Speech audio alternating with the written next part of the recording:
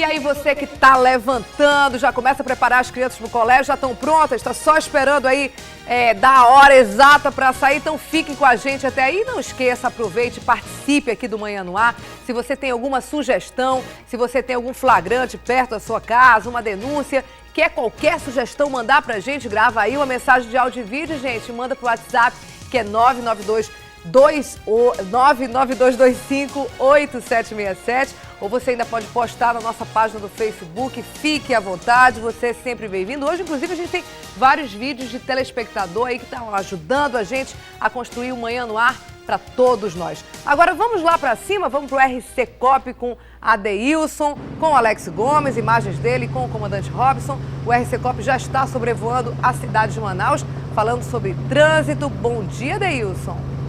Bom dia para você, Dani. Bom dia para todo mundo que acompanha o Manhã no Ar. E um bom dia especial hoje vai para o Joel Oliveira, que acompanha o Manhã no Ar lá na cidade nova, na zona norte da capital do Amazonas. Dani, nós estamos sobrevoando. Então, eu queria que vocês me ajudassem aqui também, colocando a nossa próxima informação. Nós voltamos, então? Então, vamos voltar, então, Adeilson. A gente teve um probleminha de sinal, você pode continuar falando aí. Quem mesmo você queria mandar um abraço?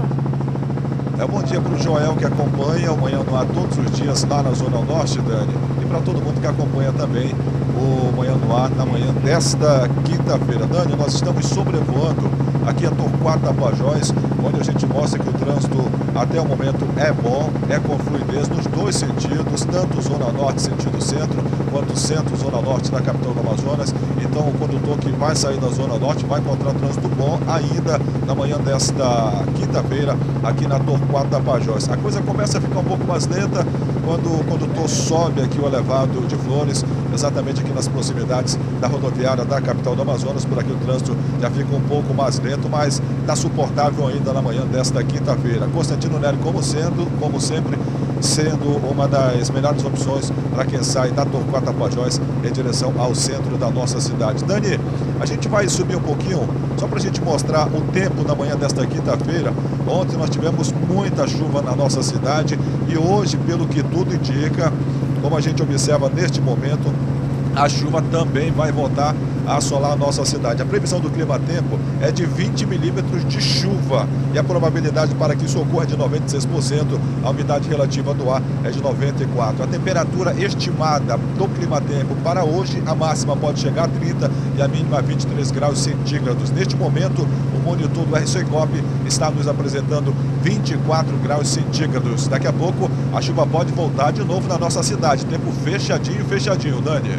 A gente continua acompanhando, Adeilson, daqui a pouco com outras informações, até porque a gente tem que acompanhar mesmo. A chuva de ontem causou vários transtornos em Manaus. A Defesa Civil Municipal registrou 25 ocorrências em vários pontos da cidade. O Rômulo de Castro está ao vivo e tem mais informações pra gente. Bom dia, Rômulo.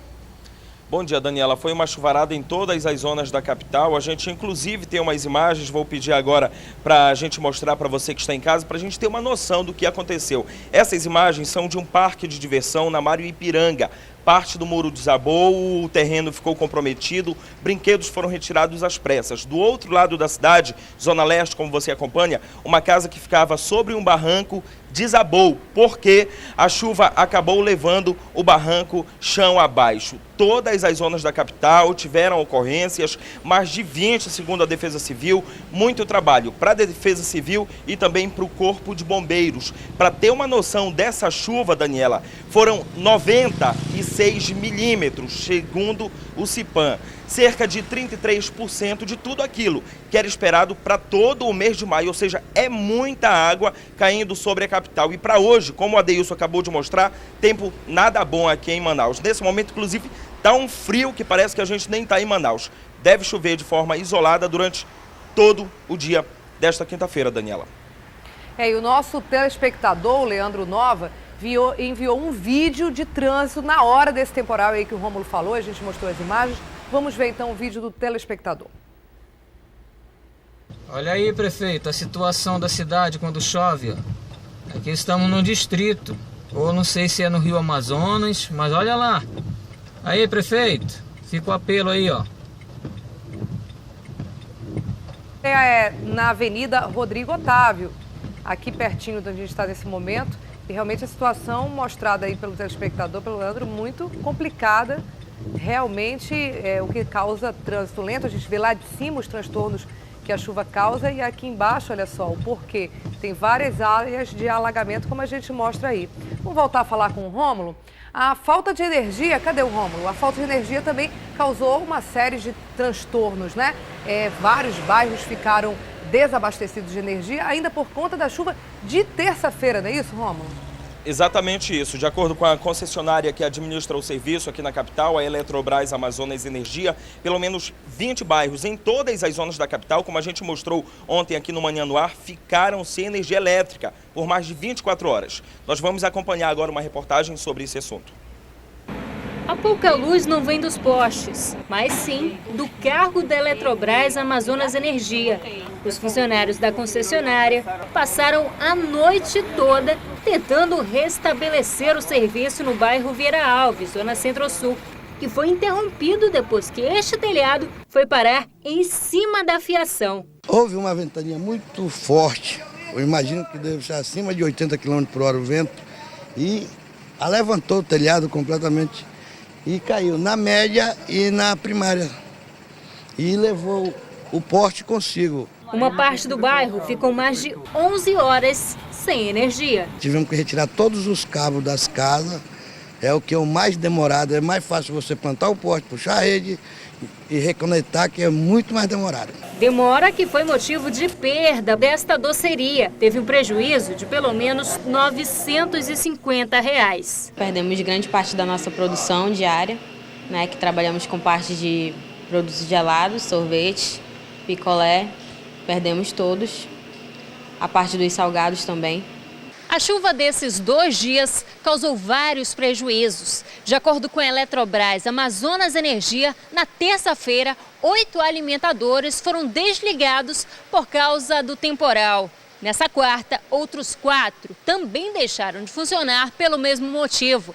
Ao todo, mais de 20 bairros ficaram sem o fornecimento de energia elétrica. Na tentativa de restabelecer o fornecimento de energia, 38 equipes de emergência foram acionadas. A concessionária diz que já estuda medidas para que situações como estas sejam evitadas. A gente trabalha com várias pesquisas exatamente para agir preventivamente ou até para poder contornar esses problemas de uma forma mais rápida. Trabalhamos desde a questão de automação do sistema, com instalação de religadores, também são ações que a gente está desenvolvendo lá em Parintins, assim como em todas as áreas de concessão da Eletrobras.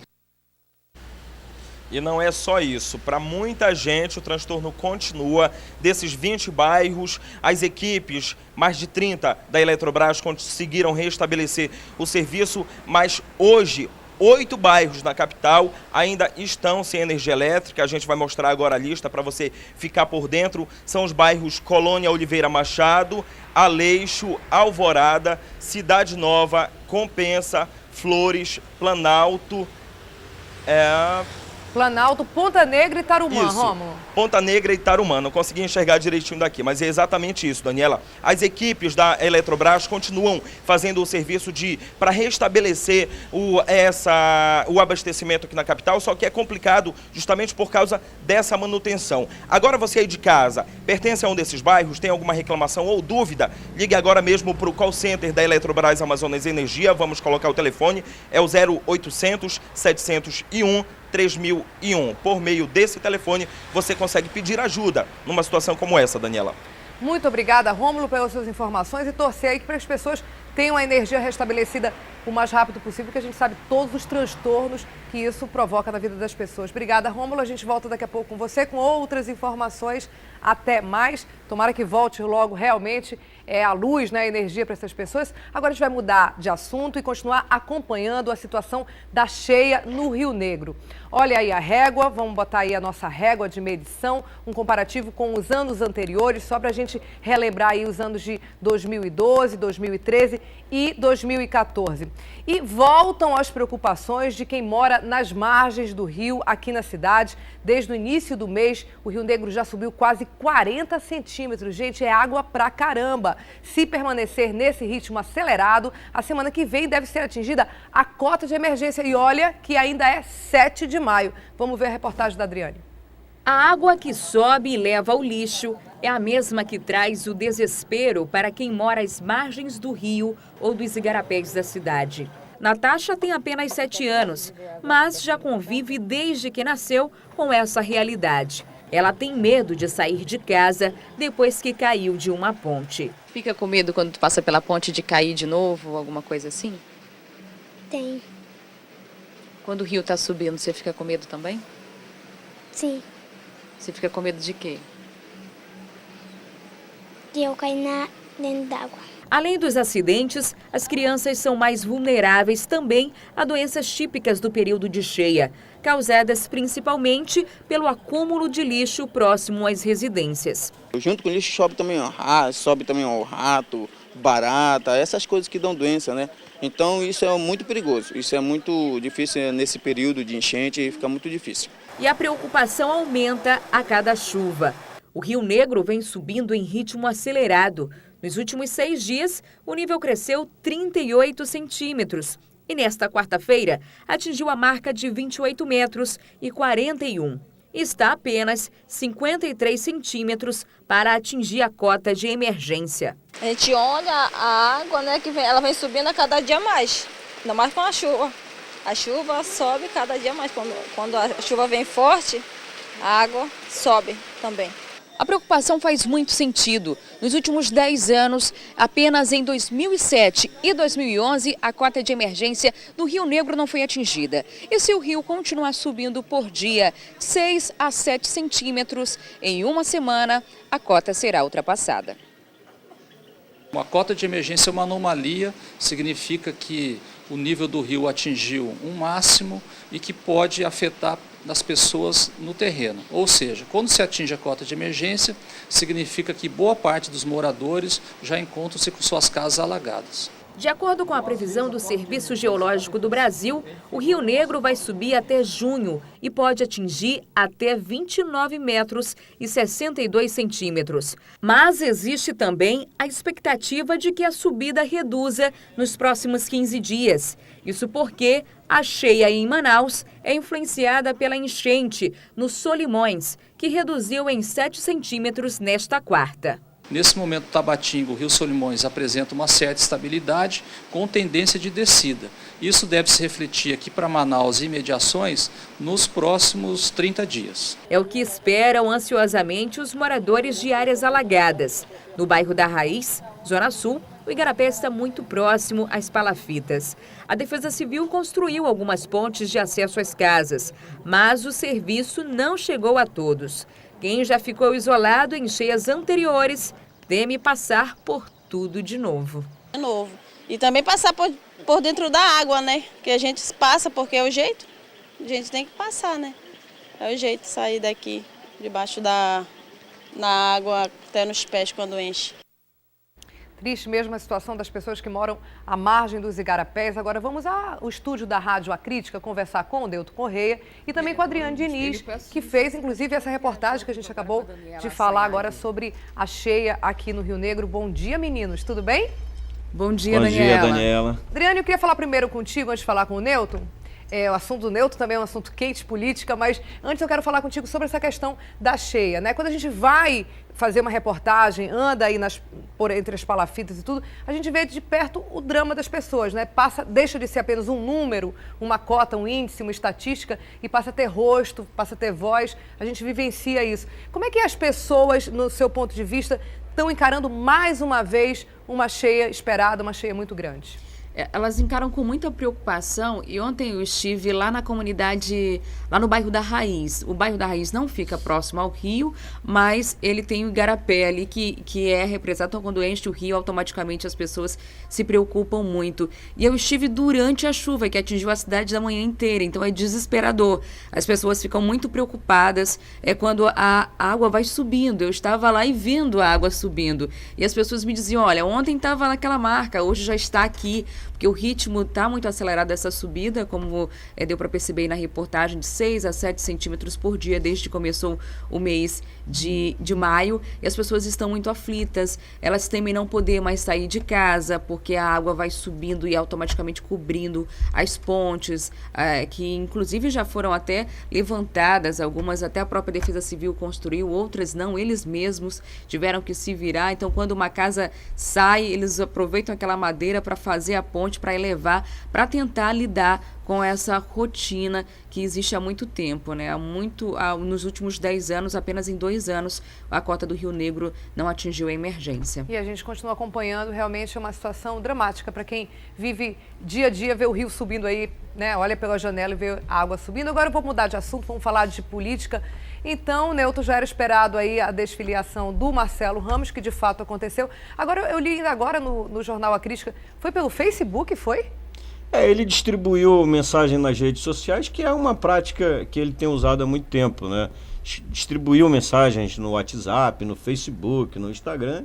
Ele é um político de rede e usa muito bem as redes sociais para seus comunicados, seus recados políticos. Agora, a saída dele foi um cartão de chegada, cartão de visita, no dia em que chegou a Manaus o presidente nacional do PSB, o Carlos Siqueira, que veio para uma campanha de filiação e recebeu a desfiliação de um quadro importante eleitoralmente. Ano passado teve quase 200 mil votos como candidato ao governo do estado.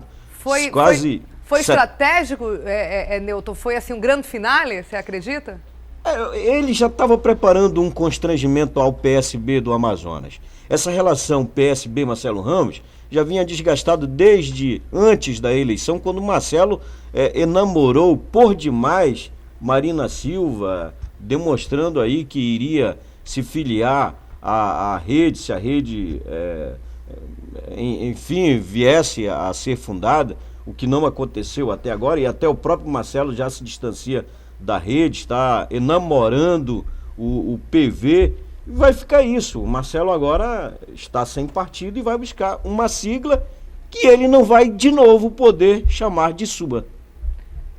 Agora, como fica a situação do PSB? Você acha que ele, então, perde, como você falou, esse grande nome hoje, né, um nome ascendente da política, que é o Marcelo Ramos? Que tipo de situação isso causa para o partido? Não, o PSB agora está numa situação diferente. Os partidos todos no Brasil, por conta da reforma partidária, estão no movimento de se refundar, de criação de novas siglas, e o PSB está em processo de fusão ao PPS.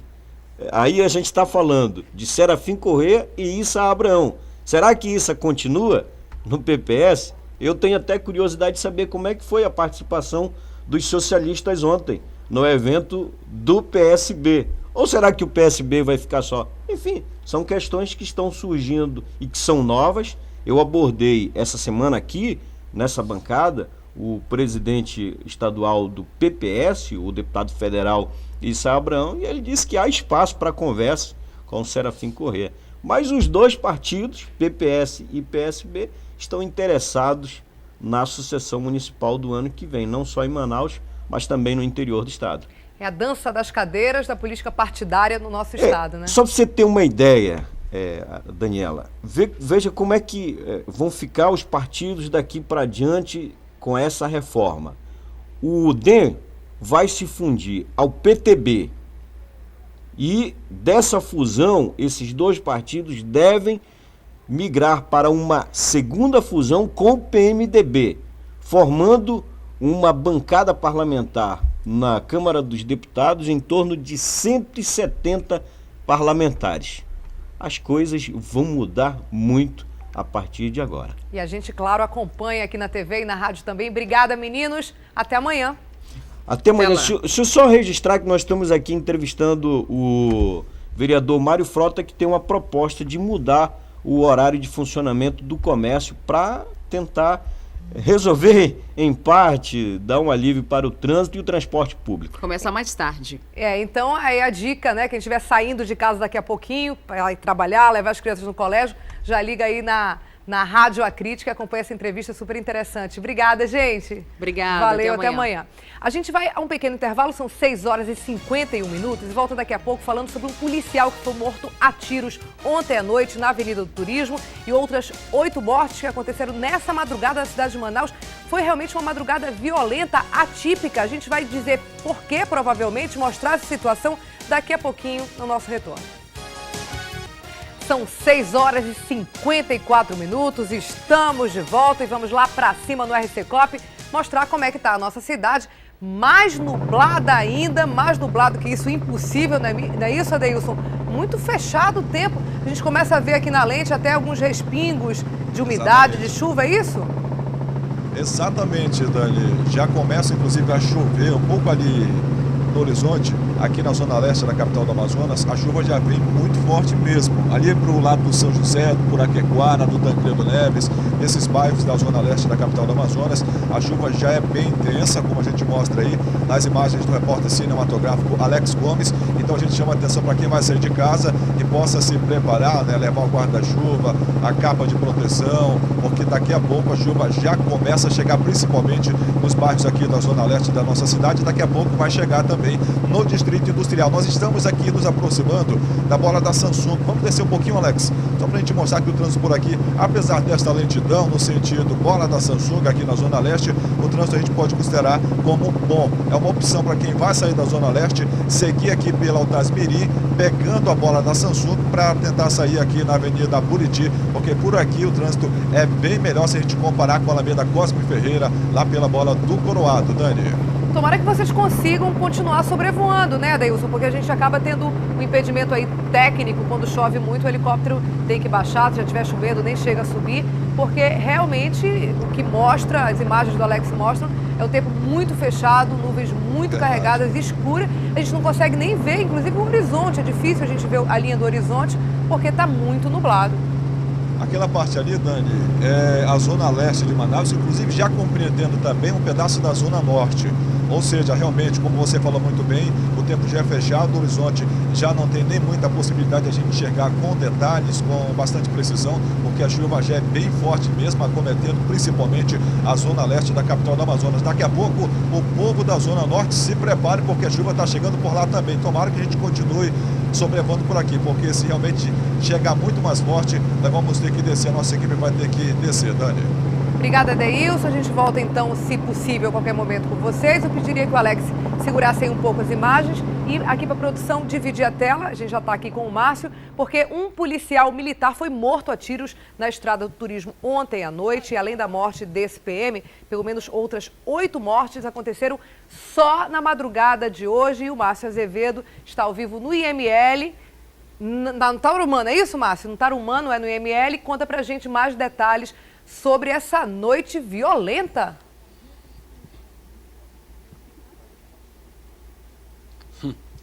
Bom dia, Daniela. Realmente muito violenta. Como você disse aí, por volta de 10 da noite, o policial militar, o sargento da Polícia Militar, Euci Lima, foi morto ali nas proximidades da entrada do ramal da Praia Dourada. Segundo informações, ele prestava um bico, né, fazendo vigilância ali de um posto e da área residencial que tem no local. Houve um assalto a uma residência, os bandidos fugiam do local quando se depararam com um PM que fazia a ronda. E aí eles acabaram atirando no policial militar, aparentemente, pelo que a gente apurou inicialmente, foram 4 tiros, levaram dele a motocicleta, a arma. Depois dessa situação, começaram uma sequência de mortes na capital. No início da madrugada, 3 pessoas foram mortas no Lírio do Vale, todas 3 assim, crimes bem próximo da hora, cerca de minutos a diferença de uma morte para outra ali no Lírio do Vale. Aí o IML registrou também na madrugada um assassinato na colônia Santo Antônio, na Zona Norte, e cerca de meia hora depois uma outra pessoa foi executada no Parque das Nações, também na Zona Norte. O que chamou a atenção foi que por volta das 4 da manhã um novo triplo homicídio aconteceu. E é justamente onde nós estamos agora aqui na comunidade das Luzes, aqui no ramal da Anaconda, no Tarumã. Nesse momento a polícia, a perícia estão fazendo a perícia dos corpos, que a gente não pode mostrar porque as imagens são muito fortes. As 3 pessoas foram mortas com tiros na cabeça e ainda tiveram os corpos parcialmente incendiados, né? Segundo informações aqui de moradores, por volta de 2 da manhã, ouviram-se 2 tiros, e aí parou o barulho de tiro. Depois, uma sequência de mais 4 tiros, uma mulher foi ouvida gritando, pedindo socorro, e depois tudo silenciou. A partir daí os moradores vieram ver o que estava acontecendo, porque aqui na comunidade, como não tem luz elétrica, é tudo escuro, descobriram os corpos aqui nesse barracão, aqui onde estão os policiais, e viram que tinham 3 pessoas mortas. Segundo contam, tem uma 4ª pessoa que teria sido baleada e que foi encaminhada para a unidade hospitalar. Os moradores aqui acreditam que teria participação de algum grupo de extermínio, porque foram vistos 4 carros e uma motocicleta, e todos os homens que foram vistos nessa cena de crime estariam encapuzados. Até o momento foi identificado apenas o corpo de uma das pessoas que foi morta aqui com o nome completo, foi um parente que identificou, seria o seu José Augusto Souza Pimentel, de 48 anos, e os outros 2 rapazes que foram mortos aqui foram identificados, um pelo primeiro nome, que seria o seu Mário, e o outro por um apelido, que é conhecido aqui na área como Feijão. Agora a polícia vai realmente investigar todas essas mortes durante a noite e a madrugada e vai fazer realmente verificar se há alguma ligação de alguma desses assassinatos com a morte do policial militar. O que estão falando aí em redes sociais e que a polícia comenta é que as 3 pessoas lá assassinadas no Lírio do Vale teriam relação com a morte do policial, com o latrocínio do policial militar, mas não tem nada confirmado. O caso aqui desse outro triplo homicídio do Tarumã, onde nós estamos, também ainda precisa ser investigado. Segundo a polícia militar, que foi a primeira que chegou no local, foi encontrado um caderno com uma espécie de anotações, com valores, e também foi encontrada uma balança de precisão. Mas tudo isso vai ser apurado, se havia alguma relação deles com o tráfico de drogas ou não. Como eu falei, a gente não pode virar a câmera mais ali para o lado, porque as imagens, Daniela, realmente são muito fortes. Os 3 foram assassinados com tiros na cabeça e ainda tiveram os corpos parcialmente queimados. Muito obrigada, Márcio Azevedo, falando ao vivo com as informações super atualizadas aqui para o Manhã no Ar. É bom que não mostre mesmo, como você falou, até por respeito às pessoas, são imagens muito fortes, como ele disse, e ninguém quer abrir o dia de ninguém, né, mostrando tragédias desse tipo, embora a notícia tenha que ser divulgada, é uma notícia seríssima, 8 mortes numa madrugada, não é característica, felizmente, não é comum isso na cidade de Manaus. A gente tem que investigar realmente o que aconteceu, por que foi essa noite atípica, 8 mortes em condições que parecem de extermínio. Então a gente vai acompanhar ao longo do dia essa situação, com mais informações, inclusive do Márcio e de outros repórteres do jornalismo da Crítica no Alô Amazonas. Agora vamos falar da manchete de hoje do jornal A Crítica. PMs ameaçam greve. A reportagem é do Neferson Cruz e quem conta pra gente é a Kelly Mello.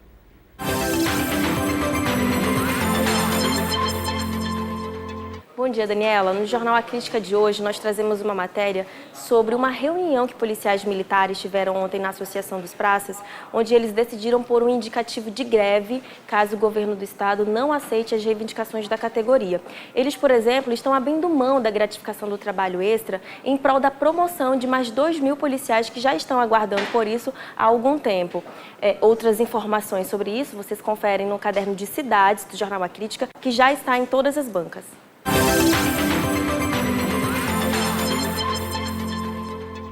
A gente continua acompanhando e sobre o indicativo de greve, inclusive, a nossa equipe de reportagem conversou com o presidente da Associação dos Praças do Estado do Amazonas. Vamos ver o que ele disse. Mas o que acontece agora? Vocês estão voltando atrás ou vocês não concordaram? Não, nunca teve acordo com o governo. Na verdade, o governador fez uma reunião onde ele foi um monólogo, onde foi exposta a situação financeira do Estado e não foi dada nenhuma posição para a categoria. Inclusive, a nossa reposição inflacionária, que é a database, que acontece todo mês de abril, nós perdemos, esse mês não tem projeção para que isso aconteça, e a lei de promoção deixou de ser cumprida por conta da desculpa que não tem dinheiro nos cofres do Estado. O que a gente entende é que não tem negociação dentro desses termos, nós precisamos cumprir o que foi acordado com a categoria e dizer para o governo do Estado que o governo tem que ter responsabilidade e procurar uma saída digna e respeitosa para o trabalhador. Quem vai parar as atividades são os praças da Polícia Militar, que são soldados, cabos, sargentos e subtenentes. É o grosso da Polícia Militar. Quem executa o policiamento diário é aquele policial que está na frente da sua casa, ele dando segurança pública, é ele que vai parar, porque somos nós a parte que não tem vencido e não tem conseguido nenhum acordo com esse governo. Agora, numa situação dessa de paralisação, como é que fica a cidade? Visto que a gente está aí com uma grande operação catraca, nos ônibus, nas paradas, está numa situação de violência, como é que fica? Eu acho interessante, é uma boa pergunta, inclusive, para se fazer para o governador do estado, como é que fica a cidade. É importante que o governador do estado responda para a população amazonense como é que fica a cidade, porque o trabalhador brasileiro e o povo amazonense não pode pagar pelo mau uso do erário público. E olha só, um homem foi espancado pela população na noite de ontem no bairro São Jorge, na zona oeste de Manaus. A gente tem algumas imagens, não vamos mostrar todas porque também são imagens muito ruins, imagens feias, mas a revolta desses moradores é porque ele assaltou uma mulher no bairro e tomou o celular dela, joias e outros pertences pessoais também. O assaltante não teve o nome divulgado, mas é apontado pela polícia como um traficante. Após apanhar, os moradores da área obrigaram ele a sentar na calçada até a chegada da polícia. A gente realmente lamenta esse tipo de cena, não é para fazer realmente justiça com as próprias mãos, a gente tem que confiar nas autoridades, mas aí a própria população acabou prendendo esse bandido até a chegada da polícia, como a gente mostra nessas imagens. 2 bandidos fizeram uma babá de refém ontem pela manhã no conjunto Jardim de Versalhes. Após uma tentativa de roubo, a polícia foi acionada e após mais de 2 horas de negociação, felizmente, os suspeitos foram presos e ninguém ficou ferido. Vamos conferir essa história. O assalto com refém foi nessa casa, na rua 30 do conjunto Jardim de Versalhes. A polícia cercou o local. Um dos suspeitos ainda chegou a fugir, mas foi preso. Ele se escondeu no mato, né, ali, e nós fomos pelo outro lado e conseguimos prender um dos elementos suspeitos aí. O outro suspeito manteve uma funcionária da casa como refém. Foram mais de 2 horas de negociação até ele se entregar. A pessoa se entregou, né, com a sua integridade física garantida. Não houve também problemas de violência contra o refém. E, mais uma vez, nesse tipo de ocorrência, a Polícia Militar tem tido um sucesso, como já teve no início do ano em Petrópolis. Os suspeitos foram levados para o 17º Distrito Integrado de Polícia no Conjunto Ileia, onde foram identificados como Eric Ramírez, de 19 anos, e Robson Vasconcelos, que é preso condenado pelos crimes de roubo e tráfico de drogas, mas que estava foragido do regime semiaberto. Com os suspeitos, foram apreendidos uma arma e dinheiro. Ainda bem que ficou tudo bem no final das contas, são 7 horas e 6 minutos, a gente vai fazer um intervalo e volta daqui a pouco falando das obras da população ali que mora no entorno do Distrito Industrial, as obras de recuperação das vias daquele bairro. Tomara que dê certo, porque a situação, como a gente já mostrou aqui, é muito difícil e realmente está precisando aí de um asfalto novo. A gente volta já já. Estamos de volta, são 7 horas e 9 minutos, anota aí para não perder a hora, mas fica com a gente até sair de casa. Olha só, os buracos nas ruas do Distrito Industrial continuam causando transtorno aos motoristas e um telespectador enviou um vídeo mostrando a situação na Avenida Buriti. Vamos ver esse vídeo. Olha a manobra que tem que se fazer aqui, ó. Tô dirigindo aqui, dando certo para a esquerda. Olha o buraco, tem que passar o tamanho do buraco, tem que passar com cuidado. Olha o outro buraco aqui, ó. Todo dia o pessoal do distrito enfrenta isso. Olha aqui os outros buracos aqui. É lateral. Ok? Problema grave. O pessoal vem aqui uma vez por ano e quando vem faz aquele hip rap, aquela tapagem de buraco superficial, aí vem os carros grandes, chuva e sol e acaba destruindo, sem contar os buracos que as empresas abrem para passar algum fio, algum cabo, algum cano. E é verdade, o telespectador ele não mandou o nome dele pra gente, a gente agradece aí o vídeo, é exatamente o que ele está falando, né? Quando o serviço não é bem feito, passam muitos carros grandes e pesados nas ruas do distrito, acaba que o asfalto não aguenta realmente e quem usa, como é o caso do nosso telespectador, um transporte normal, um carro de passeio, acaba sofrendo as consequências. Então, a gente tem uma boa notícia para ele e para quem também costuma transitar ali na área. Parece que a Secretaria de Estado de Infraestrutura resolveu, enfim, tomar uma providência com relação a esse problema. O Rômulo de Castro conta para a gente. Rômulo, que boa notícia, enfim, hein? Ainda bem, Daniela. Depois dessa troca de joga de culpa, o governo federal diz que a manutenção tem que ser feita pelo governo do estado, o governo do estado diz que é o governo federal que tem que tomar conta disso. Finalmente, para hoje, 9 horas da manhã, ainda bem, está marcada uma reunião na Secretaria de Estado de Infraestrutura aqui na capital, que é justamente para tratar do projeto de manutenção de ruas como esta que o telespectador mandou as imagens para a gente. A gente sabe que são muitos os problemas ali no Distrito Industrial, mesmo rodando muito dinheiro naquela área, mesmo sendo de lá a central de muita coisa que acaba vindo para cá em relação à produção, e daqui vai para outras partes, gerando lucro para a capital. Lá a manutenção, quem precisa de um trânsito com o mínimo de ruas boas, não tem. Agora a gente vai torcer, Daniela, e pedir para São Pedro: ô São Pedro, não manda chuva não, porque sempre tem aquela desculpa, né? Choveu, obra não anda. Tomara que isso não aconteça. Tomara que não aconteça, tomara que eles façam toda a licitação, todos os preparativos, e aí na época certa também, que é junho, julho, quando começa a diminuir a chuva, efetivamente comecem esse trabalho de recapeamento, que ele não pare, não é verdade, Rômulo? Obrigada pela tua participação no Manhã no Ar. A gente volta então a qualquer momento com você com outras informações. A gente daqui a pouco vai sobrevoar inclusive o distrito com o RC Coop, com a Adeilson, que está se deslocando para lá. Enquanto isso, a gente traz mais uma matéria para você sobre serviço. Você está pensando aí em comprar imóvel ou veículo? Olha, uma sugestão para fazer compra é através do consórcio. Uma boa opção para quem pode esperar e quem quer evitar altos juros dos financiamentos. Olha só essa nossa reportagem. Jane Rocha resolveu fazer o consórcio porque queria investir o dinheiro. Para ela, o importante era poder ter algo em troca ao final do investimento. Ela é estagiária e se surpreendeu com a escolha. Paguei a primeira parcela, no segundo mês eu fui sorteada e no terceiro mês eu já estava com o carro.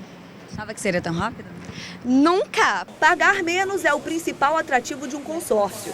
Os mais procurados nessa empresa especializada são os de veículos e imóveis. As compras têm o parcelamento de até 180 vezes, com taxa de juros menor que em um financiamento bancário. Hoje todo mundo sabe que o maior problema em comprar um bem financiado é você ter que se dispor de uma entrada muito maior para conseguir uma taxa pequena. E se for um bem imobiliário, você às vezes tem casos que tem que dar até 50% de entrada em cima do valor do imóvel. E no consórcio você pode dar uma entrada inclusive do próprio crédito. Um carro de R$35 mil, por exemplo, pelo banco, em 60 vezes, a prestação ficaria em média R$900, além de 20% de entrada. No consórcio, nas mesmas 60 parcelas, a prestação ficaria R$705, sem entrada. Mas é preciso contar com a sorte. A carta de crédito só é liberada por sorteio ou se o lance do cliente for o mais alto do mês. O consórcio hoje é indicado para as pessoas que tentam adquirir certo bem e às vezes ele não consegue no financiamento ou tentou dar uma entrada e não conseguiu o cadastro ser aprovado, como também para as pessoas que procuram adquirir um bem e querem uma redução de custo final desse bem. Esta economista concorda que o consórcio oferece mais facilidade de pagamento, mas alerta que este tipo de compra só é vantajoso para quem pode esperar ou tem dinheiro guardado para um bom lance. A partir do momento que você tem algum recurso, pelo menos mais de 10% do valor do veículo ou do imóvel que você vai estar adquirindo, é vantagem se você entrar no consórcio, reserva esse valor, se quiser adicionar até um montante maior para chegar pelo menos a 15%, você dá de lance e certamente você tem uma grande chance de receber esse imóvel, de ser sorteado e já receber o imóvel, o veículo, enfim, seja o que for. E olha aí uma dica, mais uma dica no Manhã no Ar. A Associação Brasileira de Administradoras de Consórcio reúne várias empresas em um site que trabalha com consórcio e atende várias categorias desses imóveis. Veículos de passeio e veículos pesados também. Você pode entrar no site, é www.abac.org.br e conferir essa lista. Vai lá, não perde, porque é uma oportunidade talvez de fazer um bom negócio. A economia não está ajudando, então o consórcio de repente pode ser uma alternativa aí que cabe no seu bolso. Agora vamos voltar ao trânsito, lá com a Adeilson, como a gente prometeu ainda agora. Ele está sobrevoando agora a Avenida Buriti, no distrito. Adeilson, ainda agora há pouco a gente mostrou um vídeo no telespectador, depois conversou com o Rômulo também sobre esse problema, né, da falta de um asfalto bom, a presença de muitos buracos, não tem meio fio. A gente consegue ver aí de cima esse problema de uma maneira muito clara, o quanto isso prejudica o trânsito. Olha aí, você está mostrando exatamente uma dessas situações, né? Exatamente, Dani, sem dúvida. Aqui de cima a visão é privilegiada e realmente a gente vem aí a calhar com as informações dos nossos ouvintes, com as informações do Rômulo, que agora há pouco ele trouxe para a gente.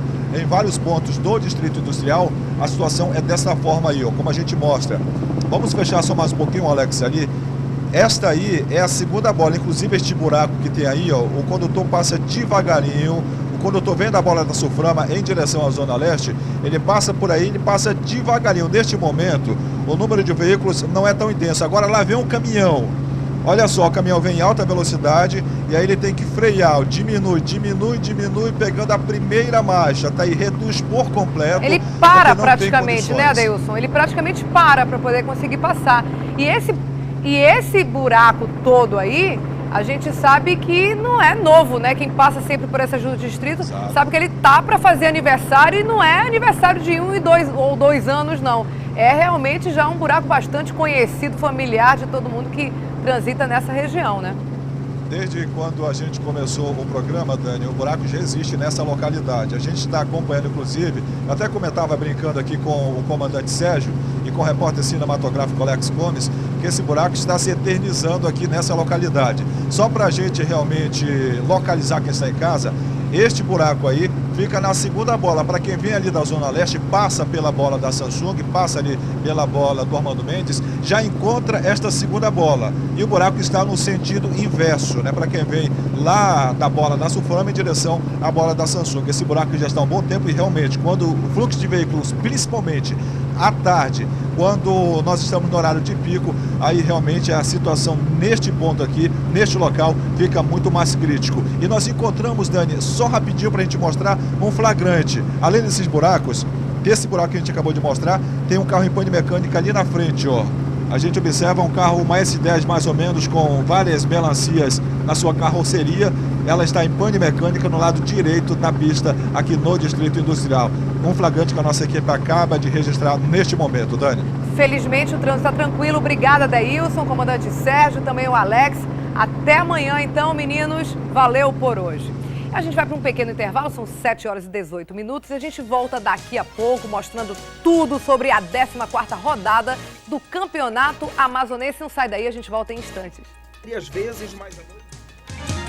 Voltamos então com Manhã no Ar, são 7 horas e 21 minutos. Daqui a pouco começa o programa Hoje em Dia aqui na TV A Crítica e a Ana Hickman tem um recado pra gente, vamos ver? Bom dia, Daniela. Oi, Manaus. Nós vamos mostrar vários flagrantes envolvendo situações de trânsito. Flanelinhas abusados, gente pouco honesta e até quem se acha dono da rua. Tem que ficar esperto, hein? Te esperamos daqui a pouquinho aqui no Hoje em Dia. E é claro que a gente vai conferir, não é verdade? 5 jogos marcam a 14ª rodada do Campeonato Amazonense. Na Ubra, o Faixa arrasou o Operário. O primeiro gol do tricolor foi marcado por Da Silva, o segundo e o terceiro por Romarinho. William Kremer fez o quarto do rolo compressor. Charles também marcou 2, um deles de pênalti. E Elielton fechou a goleada. Fim de jogo, Faixa 7, Operário 0. Mais gol, mais futebol. O Manaus Futebol Clube enfrentou o Nacional nessa quarta-feira. Após vencer o Gavião, o Nacional garantiu o primeiro lugar na fase de classificação. Por outro lado, o Manaus está fora das semifinais. Leonardo tentou finalizar várias vezes, mas a noite não era dele. Quem estreou a rede foi Peter, após a falha da zaga. No fim da primeira etapa, Fininho cobrou a falta e aumentou, 2-0. No início do segundo tempo, depois do contra-ataque de Leonardo, Charles recebeu a bola e carimbou o gol de perna direita. O Gavião descontou de falta com o Thiago Marino, que meteu a bola lá onde dorme a coruja, 3-1. Thiago Versosa fez o quarto gol da partida e Charles fechou a conta. Fim de jogo, 5-1 para o Leão da Vila. E olha só que bonita homenagem nesse fim de semana. Vai acontecer a primeira edição da Copa Diego Trindade de Jiu-Jitsu. Uma homenagem ao lutador assassinado em 2011 aqui em Manaus. Diego Trindade era uma espécie de anjo do irmão, o também lutador Fábio Trindade. Talvez se não fosse por ele, esses títulos todos nem existissem hoje. Ele era um irmão caçula, ele era faixa marrom de jiu-jitsu, também multicampeão aí.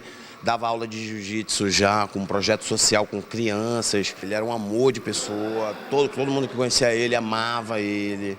Hoje em dia eu tento ser mais parecido com ele, porque ele era sensacional, ele era um anjo mesmo e era a pessoa que mais me incentivava. Eu tinha parado, tinha desistido de lutar depois da segunda derrota no MMA e ele fez eu voltar. Fábio Trindade já tem no cartel 5 vitórias, 4 por finalização e 1 por nocaute, todas no primeiro round. A última foi no Texas, no dia 18 de abril, contra James Gonzalez, no Fury FC. A ideia agora é sair em busca do cinturão, que deve acontecer em breve. A próxima luta dele no evento vai ser em agosto. E na tentativa de conseguir o visto de atleta, que custa mais ou menos R$11 mil, ele descobriu que tem muitos amigos. Felizmente a gente não tem um patrocinador forte, apesar de vários títulos, apesar de estar agora sendo lutador internacional. Eu dependo de cota de amigos, vaquinha, rifa, feijoada. Infelizmente é assim, mas a gente vai conseguir de qualquer jeito. Esses mesmos amigos também se uniram em 2011 quando o irmão Diego Trindade foi assassinado no Dom Pedro depois de uma tentativa de assalto. No ano passado foi criada a associação que leva o nome do lutador.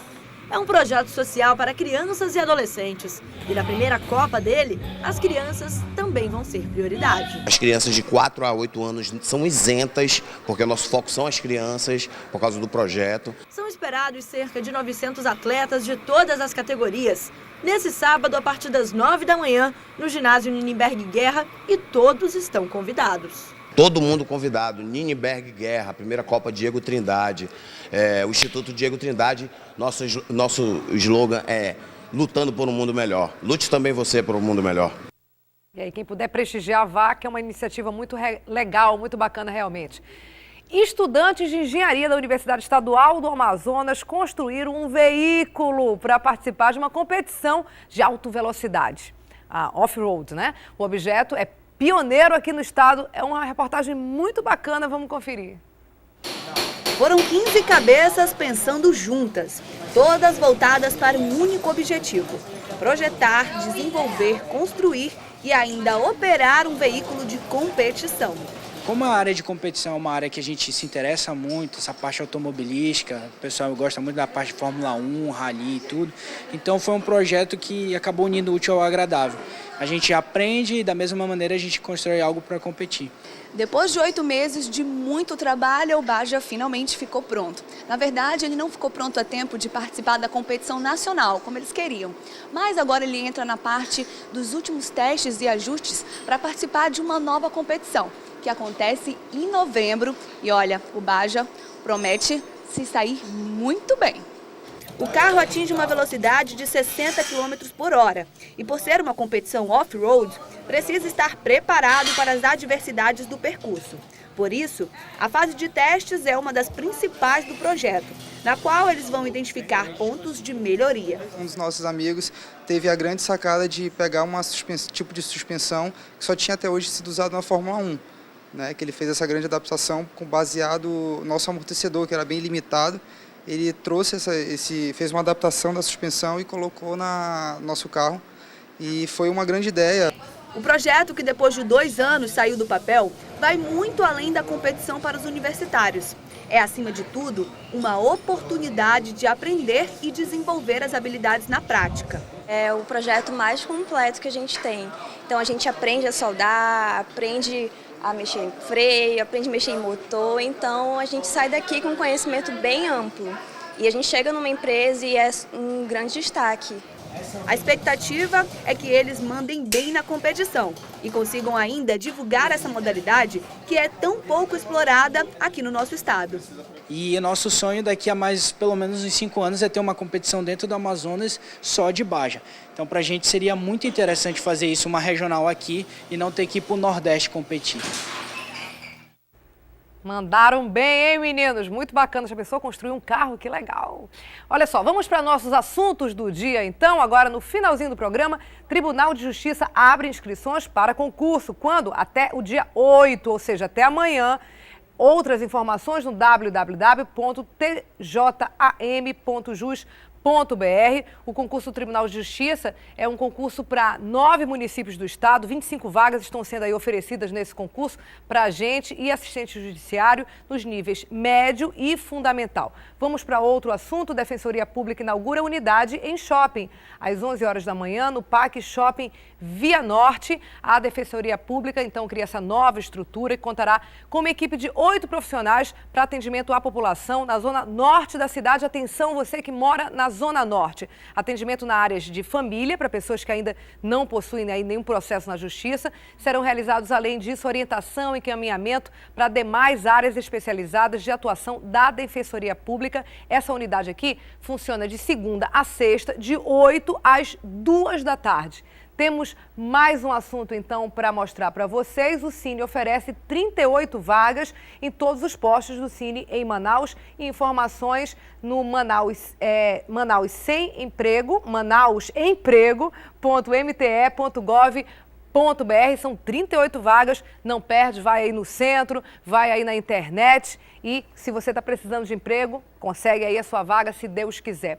Então, Manhã no Ar fica por aqui, lembrando que 11 horas tem Magazine e meio-dia tem Alô Amazonas. Fica agora aí com Fala Brasil. Tchau, gente. Até amanhã.